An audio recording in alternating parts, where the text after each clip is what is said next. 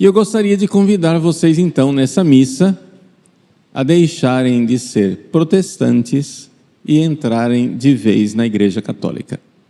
Vamos lá. O que isso quer dizer? Vamos nos livrar da mentalidade protestante. Vamos para mais uma homilia do nosso querido Padre Paulo Ricardo.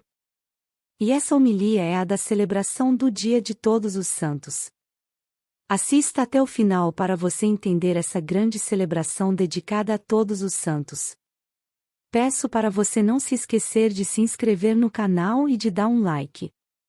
Isso é muito importante para os nossos vídeos alcançarem mais pessoas. Muito obrigada. Deixarei o meu comentário no final do vídeo.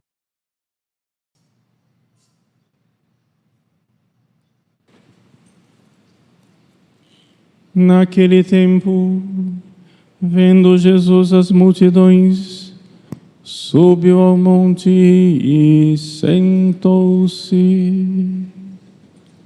Os discípulos aproximaram-se e Jesus começou a ensiná-los. Bem-aventurados os pobres em espírito, porque deles é o reino dos céus. Bem-aventurados os aflitos, porque serão consolados. Bem-aventurados os mansos, porque possuirão a terra. Bem-aventurados os que têm fome e sede de justiça, porque serão saciados. Bem-aventurados os misericordiosos, porque alcançarão misericórdia. Bem-aventurados os puros de coração, porque verão a Deus. Bem-aventurados os que promovem a paz, porque serão chamados filhos de Deus. Bem-aventurados os que são perseguidos por causa da justiça, porque deles é o reino dos céus. Bem-aventurados sois vós quando vos injuriarem e perseguirem, e mentindo disserem todo tipo de mal contra vós, por causa de mim. Alegrai-vos e exultai, porque será grande a vossa recompensa nos céus. Palavra da salvação. Glória a vós, Senhor.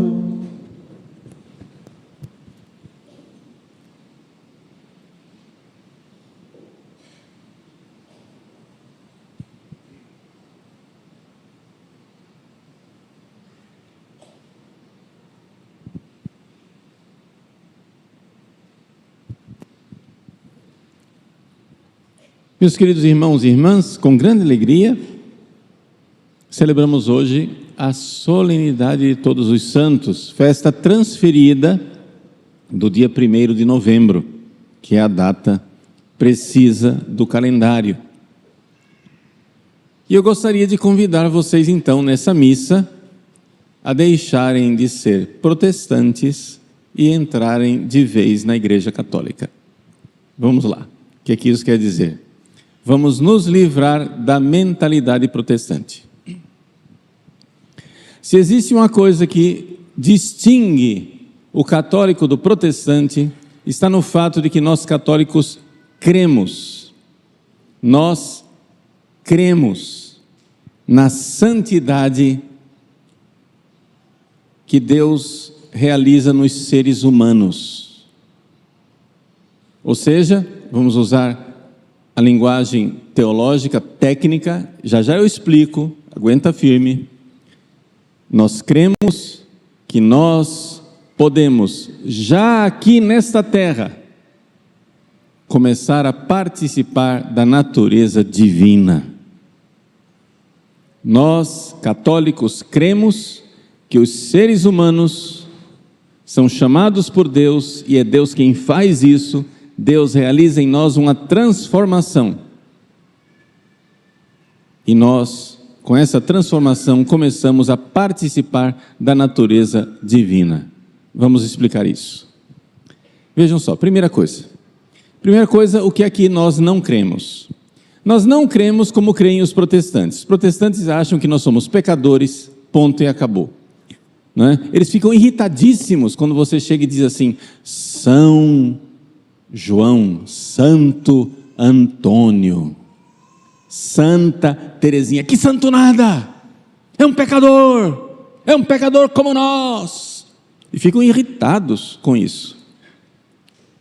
Mas acontece que isso é fruto do desespero do pobre do Lutero, que desacreditou na santidade. A vida do Lutero, nesse sentido, é um desastre, coitado. Ele perdeu a fé na santidade. Mas o que é que nós católicos cremos quando nós dizemos que uma pessoa é santa? Para a gente entender a santidade, nós precisamos partir de Jesus. Quem é Jesus? Nós sabemos que Deus é Pai, Deus é Filho, Deus é Espírito Santo. 3 pessoas em um só Deus. São 3 deuses? Não. Um só Deus. Pai, Filho e Espírito Santo. Este Filho, que é Deus, Deus de Deus, luz da luz, Deus verdadeiro de Deus verdadeiro, gerado, não criado, consubstancial ao Pai, por Ele todas as coisas foram feitas. Nós cremos que esse Filho, por nós homens e pela nossa salvação, desceu dos céus. O que quer dizer isso? Quer dizer que Deus fez, Deus criou para Ele, para a segunda pessoa da Santíssima Trindade, uma natureza humana, corpo e alma, igual ao nosso, igual a nós em tudo, exceto no pecado. Isso quer dizer o seguinte, que a partir daquela visita do anjo Gabriel à Virgem Maria, mãe de Jesus, a partir dali, a partir do momento que ela disse: eis aqui a serva do Senhor, faça-se em mim conforme a sua palavra, a partir daquele momento, um homem começou a participar plenamente da natureza divina. Homem, mas participando da natureza divina. E aí a gente precisa então explicar o que é natureza divina. Natureza é um conceito filosófico que foi usado pela primeira carta de São Pedro. São Pedro nos fala, né? Primeira ou segunda carta, agora me veio a confusão na cabeça. Tudo bem, depois você olha lá na Bíblia. São Pedro diz que nós somos consortes, ou seja, participantes da natureza divina. O que quer dizer natureza divina? Essa expressão natureza divina, ela está na Bíblia. Que é o seguinte: a natureza é como o ser de uma coisa se comporta. Melhor comparação para a gente entender a natureza é, por exemplo, olhar a natureza do ferro. O ferro tem uma natureza. O ferro é frio, o ferro enferruja, o ferro é duro. Acontece que se eu puser o ferro com a sua natureza de ferro, em contato com outra natureza, a natureza do fogo, o fogo entra em contato com a natureza do ferro, e o ferro, que era frio, começa a participar da natureza do fogo, começa a ficar quente. O ferro, que era enferrujado, começa a participar da natureza do fogo, ele se purifica. O ferro, que era duro, começa a participar da natureza do fogo, ele começa a ficar maleável. E se eu acrescentar mais fogo, e mais fogo, mais fogo, mais fogo, o ferro daqui a pouco ele vira líquido. Daqui a pouco, ele que antes era opaco, não tinha luz, ele está emitindo luz, ele está brilhando. O ferro começa a brilhar, fica líquido e começa a soltar labaredas como se ele fosse fogo. O ferro não é fogo, mas ele começa a soltar labaredas como se fosse fogo. Ou seja, o ferro tinha uma natureza, se comportava de um jeito. Em contato com outra natureza, a natureza do fogo, o ferro começa a se comportar como se ele fosse fogo. Assim, essa comparação, a natureza humana de Jesus. Em contato com a pessoa divina do Filho eterno, Deus de Deus, luz da luz, Deus verdadeiro de Deus verdadeiro, o Filho eterno em contato com a natureza humana, aquela natureza humana começa a se comportar de forma divina. Jesus é homem, mas é homem que se comporta divinamente, com a santidade do próprio Deus. Nós olhamos para Cristo e vemos o amor infinito de Deus numa natureza humana. Um homem, corpo e alma, como nós, se comportando como Deus. Participante da natureza divina por um mistério que nós, em teologia, chamamos união hipostática. É a maior e mais perfeita união que possa existir. União criada, evidente. A união da Trindade não é criada, é no próprio Deus. Mas a união da natureza humana de Cristo com a natureza divina é a união hipostática, é a mais perfeita união que possa existir. É um homem que se comporta como Deus. E para que a gente visse, porque nós somos limitados, a gente olha por fora e acha, olha lá, o menino Jesus deitado na manjedoura, olha lá, o menino Jesus, né, perdido no templo, olha lá, o carpinteiro de Nazaré, olha lá. Então o povo de Nazaré viu Jesus do lado de fora e não viu diferença nenhuma, mas tinha uma diferença enorme. Então Jesus, para que a gente enxergasse quem ele era, uma pessoa divina que agora tem uma natureza humana, que criou para ele corpo e alma, Jesus, para que a gente enxergasse isso, começou a mostrar de forma mais clara a sua natureza divina. Qual a melhor forma de chamar a atenção? Bom, a primeira forma de chamar a atenção são os milagres. Quando ele mostra uma força que só Deus tem. Quando ele ressuscita os mortos, quando faz os cegos voltarem a enxergar, quando faz os leprosos serem curados, quando faz os aleijados caminharem, quando faz, né, com que as pessoas fisicamente tenham manifestações de uma força que vem do alto. E aí, para que a gente enxergue isso, as pessoas começando a olhar para os milagres que Jesus fez, aquela natureza humana que manifestava aquele poder divino, as pessoas começaram a prestar atenção em outra coisa. A sabedoria dele. O pessoal ia atrás de milagres. O pessoal ia atrás de exorcismos, porque Jesus também, com poder divino, com o dedo de Deus, expulsava os demônios. Milagres e exorcismos, milagres e exorcismos, milagres e exorcismos, como um farol para chamar a atenção. Opa, pera lá, mas o que é que ele está dizendo? Opa! A partir do momento que eles começaram a prestar atenção no que Jesus estava dizendo, eles começaram a ver que ele falava não como homem. Ele tem uma autoridade que os fariseus não têm. Ele fala com uma palavra, uma sabedoria divina. Porque ele não é um profeta. Ele é o próprio Deus, a própria palavra de Deus que se fez homem. A palavra veio falar nossa linguagem humana. Deus falando num homem. Porque esse homem é uma pessoa divina.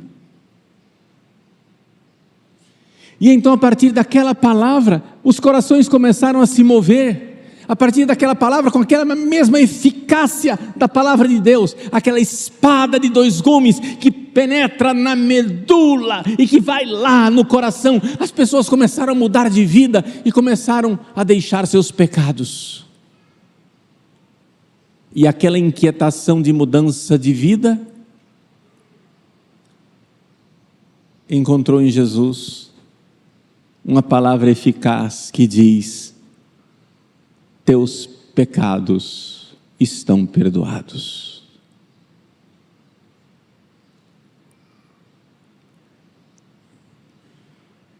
E para provar que ele podia perdoar os pecados, ele perdoou os pecados de um aleijado, carregado pelos amigos, que foi descido do teto. Ele olhou para o aleijado e disse: teus pecados estão perdoados. Todo mundo, ele está blasfemando, só Deus pode perdoar os pecados. E o que é mais fácil dizer: teus pecados estão perdoados, ou vai e levanta. Então, para que saibas que eu, que sou Deus, que criei para mim uma natureza humana e que estou aqui como homem, mas eu sou uma pessoa divina, levanta e anda. Sinal externo para mostrar o perdão interno, invisível.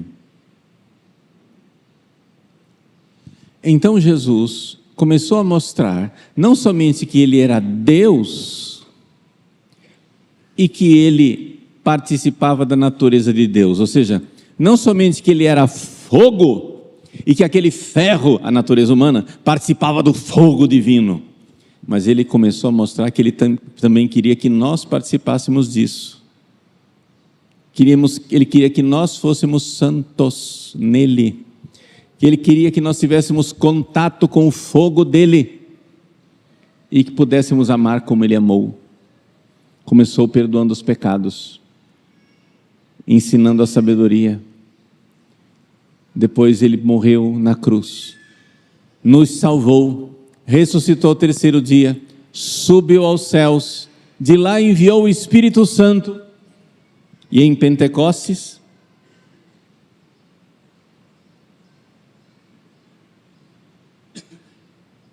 o Espírito Santo desceu sobre os apóstolos e a igreja, para que nós pudéssemos, a partir do Espírito Santo, participar da santidade de Jesus ressuscitado no céu. O que é um santo?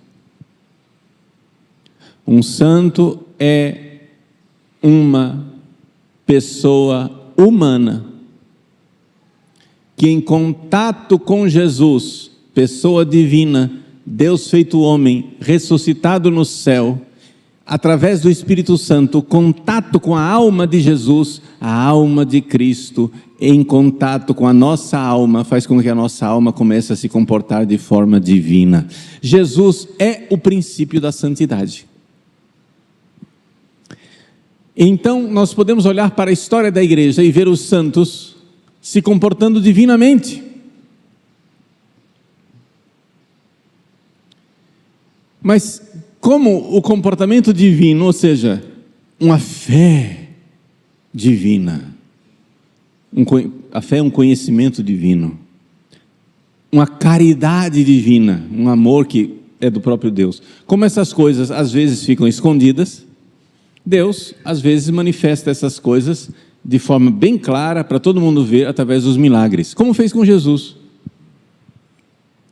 Assim como Deus usou os milagres para chamar a atenção para a santidade de Jesus, Deus que se fez homem, ele usa os milagres também para chamar a atenção para a santidade daqueles homens e mulheres, santos e santas, que em contato com Jesus começaram a se comportar divinamente.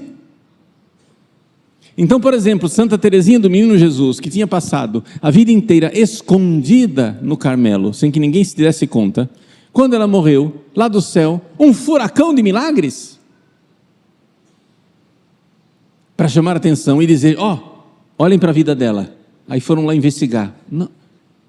Cara, não é que ela tinha santidade mesmo? Para citar um exemplo mais próximo de nós, eu estive esses dias em Brasília, numa reunião lá na CNBB, e estava conosco o cônego Jorge, mais conhecido como Padre Jorjão. O cônego Jorge, quando ele era o jovem Padre Jorjão, a primeira confissão que ele ouviu na vida foi de um rapaz chamado Guido Schaeffer. O Guido, para quem não sabe, foi um médico que sentiu a vocação para o sacerdócio. Ele já estava noivo, ia se casar. No Dia Mundial da Juventude, se sentiu chamado por João Paulo II. Tudo começou num olhar que João Paulo II dirigiu a ele. Ele, no meio da multidão, João Paulo II olhou para ele. Ali ele se sentiu chamado para o sacerdócio. Largou a noiva, entrou no seminário. Quando faltava 1 ano para ele ser ordenado padre, com 33 anos de idade, ele que praticava o esporte do surf, morreu afogado. No dia 1º de maio, morreu afogado. Tchau, pronto, acabou. Mas Deus quis chamar a atenção para este jovem seminarista, médico, jovem, com 33 anos de idade, para mostrar que ele era santo de verdade. E começou a fazer milagres. Um dia tinha um menino nadando na praia lá no Rio de Janeiro. O menino quase morreu afogado. O pai foi atrás do menino. Meu filho, o que aconteceu? Pai, eu estava afogando, mas veio um homem, me tirou da água e me colocou aqui na praia. Nossa, cadê esse homem? Não sei. Olharam para o chão, tinha uma medalhinha de Nossa Senhora. Vamos agradecer a Nossa Senhora porque você foi salvo. Aí foram em Ipanema, a igreja de Nossa Senhora da Paz, onde está enterrado o Guido Schaeffer. Quando chegaram lá, viram o túmulo do Guido, com a foto do Guido, o menino chegou e disse, pai, foi esse homem que me salvou. E o padre Jorjão dizia, olha, nós estamos no processo de beatificação do Guido, a dificuldade é a gente escolher o milagre, porque tem tantos. É tanto milagre, que a gente não sabe qual escolher. Tem o constrangimento da escolha. Qual milagre nós vamos apresentar para a beatificação dele? E aí você vai então ver esses milagres, vamos ver a vida, a oração. Guido passava a noite em vigília. Rezar para ele e passar uma noite inteira em oração era nada. A vida mística era evidente. Muitas vezes ele estava na igreja, coisas aconteciam dentro da igreja, ele estava tão absorto na oração, que as pessoas diziam, mas você não viu isso? Não vi. Ele era arrebatado na oração, que ele não notava o que estava acontecendo ao redor.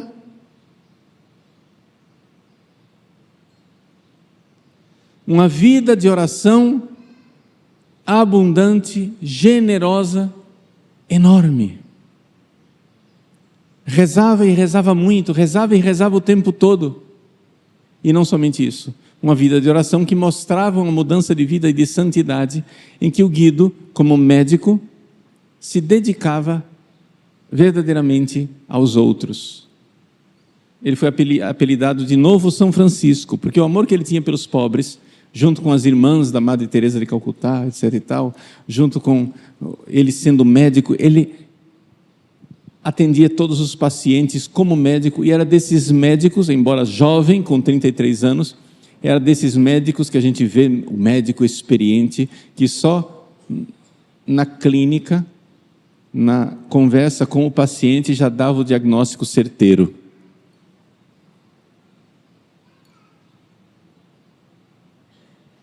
Algo de ciência infusa nas coisas.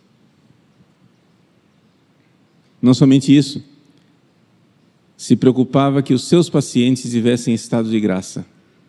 Fazia de tudo para levar médicos, para batizar crianças não batizadas, para dar uns enfermos para pessoas que estavam morrendo, para que os pacientes se confessassem, etc. Uma vida totalmente gasta pelos outros, completamente se comportando como Jesus. Como Jesus. E não por simples força humana. Você vê claramente força divina pela graça, pela força da oração, pela força da graça, da vida mística. Então vocês vejam o que é um santo.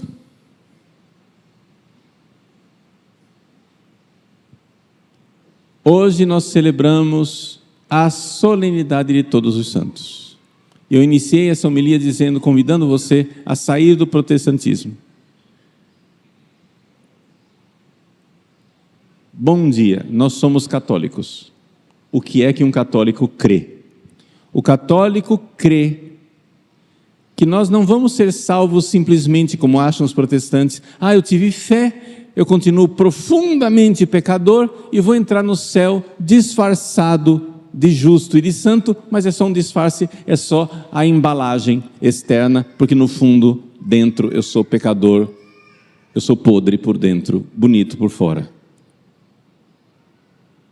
Não, senhor.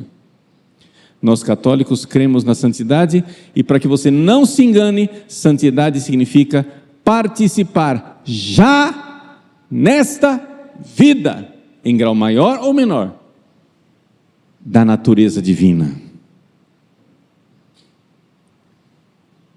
Ferro frio, opaco, enferrujado e duro, em contato com a divindade de Cristo ressuscitado, Deus que se fez homem, começa a se comportar de forma divina, como Jesus se comportava de forma divina,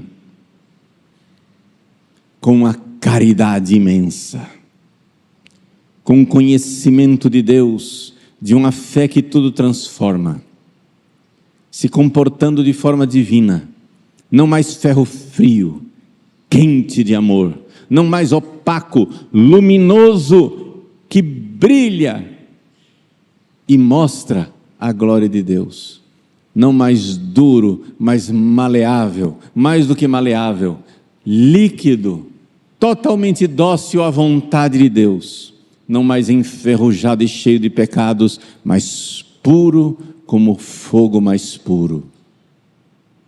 O fogo de Deus que tudo purifica. Isto é a santidade. O contato já aqui neste mundo, aqui, já aqui, e no céu muito mais, mas já aqui nesse mundo, com a natureza divina, por contato com a alma de Jesus ressuscitado. Jesus é o projeto pleno e acabado da santidade. É Deus que se fez homem para que a natureza humana se comporte de forma divina. E em contato com a natureza humana de Cristo, com a sua alma, pelo poder do Espírito Santo, nós vamos nos transformando, nós vamos nos comportando divinamente. Esta é a santidade, que começa já aqui na terra. Nós hoje celebramos, não somente o fato de que existem santos no céu. Claro, só entra no céu uns santos, mesmo que tenha que passar por longos anos de purgatório. O purgatório é para terminar a santificação daqueles que não completaram o processo aqui na terra. Que se você não foi santo plenamente, vai ficar no purgatório. Mas nós celebramos o fato de que milhares e milhares, miríades e miríades de homens e mulheres já aqui na terra participaram da natureza divina, e muitos em grau excelente, muitos em grau admirável, muitos em grau surpreendente. Nós cremos. Não tem somente essa mesquinharia e essa preguiça que você vive. Existe a generosidade dos santos que se deixam moldar por Cristo, o contato com a alma de Cristo, o Espírito Santo que nos santifica, a alegria de ser católicos e de saber que já podemos aqui na terra amar com um amor que vem do alto, transformar nossas almas mesquinhas, medíocres, preguiçosas, egoístas, desordenadas, em almas luminosas, cheias de um amor que vem do alto, uma pureza e uma santidade, uma generosidade e uma paciência, uma caridade. A caridade de Cristo que nos impele. O amor de Cristo nos uniu. O amor de Cristo. Meus irmãos, nós participamos deste corpo. Que alegria ser católico e saber que eu sou membro de um corpo onde existem santos com grandes virtudes. Porque eu faço parte do corpo de Cristo, eu posso dizer: o Cristo é meu. Ele é o meu Jesus. Eu posso dizer que Maria é minha. Ela é minha mãe. Eu posso dizer que Teresinha é minha Santa Teresinha. Eu posso dizer que o Guido é meu. Eu posso dizer que São José é meu. Eu posso dizer que todos, miríades e miríades de santos que no céu brilham e nos ajudam com sua intercessão e que nos iluminam com o seu exemplo, são meus, os meus santos, porque nós somos um só corpo, participando da mesma vida divina, em graus diferentes, mas a mesma vida, participantes da natureza divina. Nós olhamos para o céu, onde brilham os nossos irmãos, e onde um dia iremos brilhar também nós, com a graça de Deus. Amém. Que belíssima homilia! O Padre Paulo fica muito emocionado só de falar dos nossos belíssimos santos. Imagina quando ele e nós chegarmos no céu e vermos todos eles em perfeita comunhão com Deus. Deve ser maravilhoso, porque lá não tem brigas de cristãos que não conhecem a verdade e ficam nos atacando. O Padre Paulo, por conhecer essa verdade, fica emocionado e triste ao mesmo tempo por saber que tem católicos se perdendo com essas heresias protestantes espalhadas pelo mundo. Protestantes não acreditam em santidade. O que eles gostam mesmo é de pecar à vontade, que depois eles vão no quarto e dizem que pedem perdão a Deus. Misericórdia, Senhor, aonde esses seres humanos vão parar? Todos nós somos pecadores, mas os católicos que conhecem a sua fé, precisam estar cientes que devemos lutar todos os dias, para não cairmos em tentação. Em Levítico capítulo 11, versículo 44 está escrito: sede santos, porque eu sou santo. No Evangelho de São Mateus, capítulo 5, versículo 48 está escrito: sede perfeitos como o vosso Pai Celeste é perfeito. No livro do Apocalipse capítulo 7, versículo 4 a 14 fala de uma multidão de gente que lavaram as vestes no sangue do Cordeiro. E tem outras passagens que falam de santidade. Estudem, irmãos católicos, para não cair nas heresias protestantes.